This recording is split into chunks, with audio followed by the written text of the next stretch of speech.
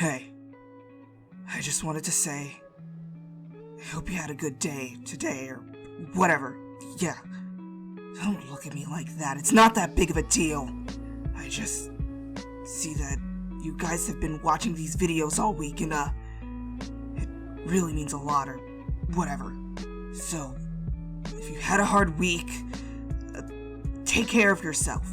I don't want you passing out on me or something stupid like that. Whatever, that's it. Enjoy the fanfic.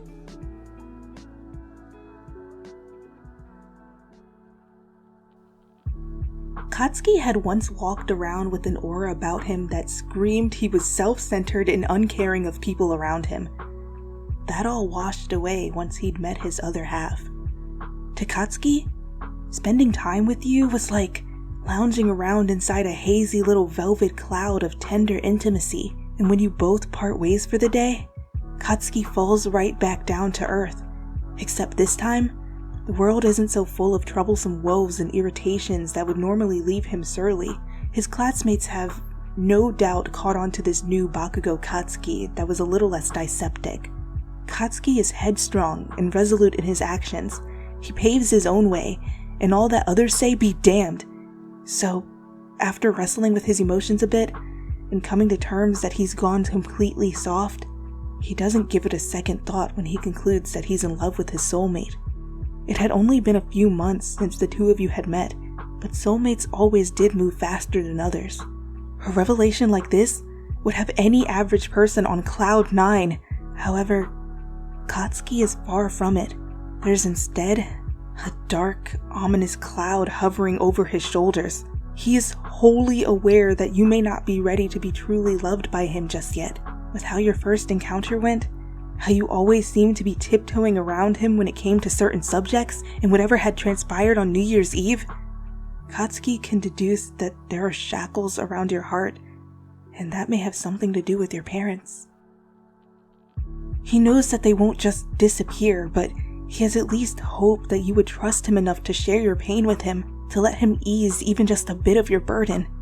To talk to him, Katsuki had thought that maybe you might have made some progress towards that reliance on him.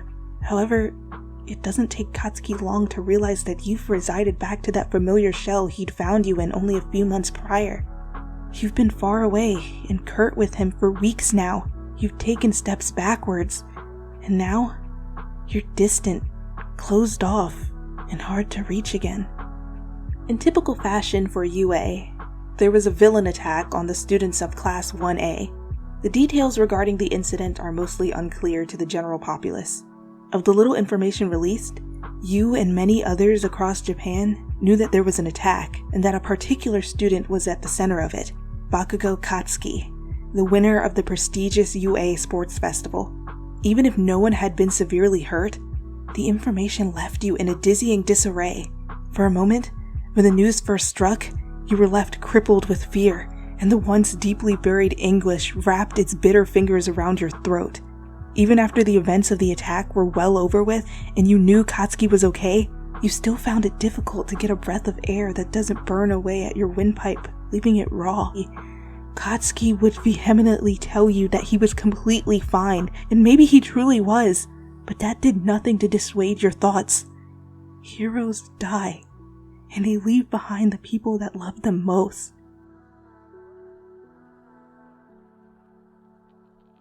You're well aware of the fact that you and your emotions are the two utmost divergent pairs to walk the earth. You had long ago once accepted this incompatibility. The problem arises when Katsuki came into the frame. You wished so dearly to entrust these fickle feelings onto him and let him help guide you through them. You can tell that he wants to as well. Yet, the thought of what you stand to lose, once you bring him close to your heart, dredges up memories and emotions that you work so diligently to force into the farthest reaches of your soul. Despite all of this, you still find yourself longing to lose yourself in him and the comfort he's given you, to meander aimlessly through the warmth and blissful ignorance. It's when you receive an invitation from Katsuki to visit the winter illuminations and you find yourself agreeing despite having given him radio silence since New Year's, that you realize that you haven't the slightest clue about what exactly you're doing with Katsuki. It almost feels as though you're using him, seeing as you can't find it in yourself to bring him as close as you know you both want and deserve. When the night of the date in question comes about, there's a tense quiet that neither of you can seem to shake. You know you're the cause of it. The sky is flush with deep indigo violet hues as you exit the station in Shinjuku, and the illuminations are only a few steps away. Once the area around you starts to become littered with warm, various colored fairy lights, you seem to forget your troubles just a bit. You know, I don't think I've ever actually seen this stuff in real life either. You smile gently at Katsuki. Looks like you're showing me new things again. You're not sure if he's been able to don the same Fox Blythe attitude as you have, but when he tightly grasps your hand in his own, you know he's at least willing to try. Katsuki smirks slightly. I'm pretty sure I just destroyed the last hermit on Earth. You giggle softly as he begins to pull you along the glowy pink path that many other couples are currently treading. The hazy air of the luminous park is idyllic and intimate, and you're able to stroll aimlessly through the many attractions scattered throughout the neighborhood with easy conversation flowing between you. It's slightly terse, unspoken feelings trying its best to pierce the atmosphere.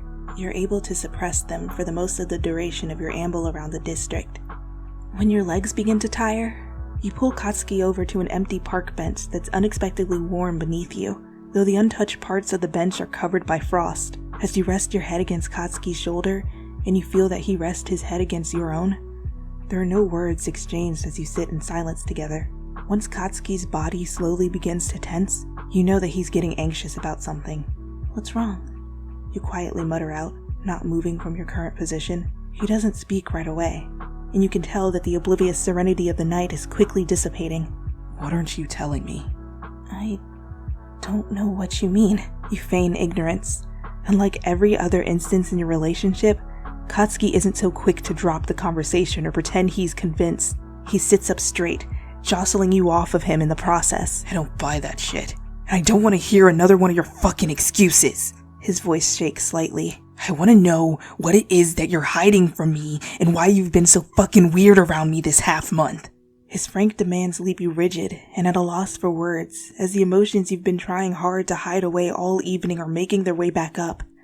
Katsuki waits several moments for a response, and when he receives none, he stands from the bench, dropping your hand from his own. Forget I asked. He sighs out. Let's just go home. He doesn't wait for you as he begins to walk towards the train station. There's an unfamiliar and unpleasant space between you the entire way back. You wish dearly to reach out to him and hold tightly to him as you explain all your woes, but you have no idea how.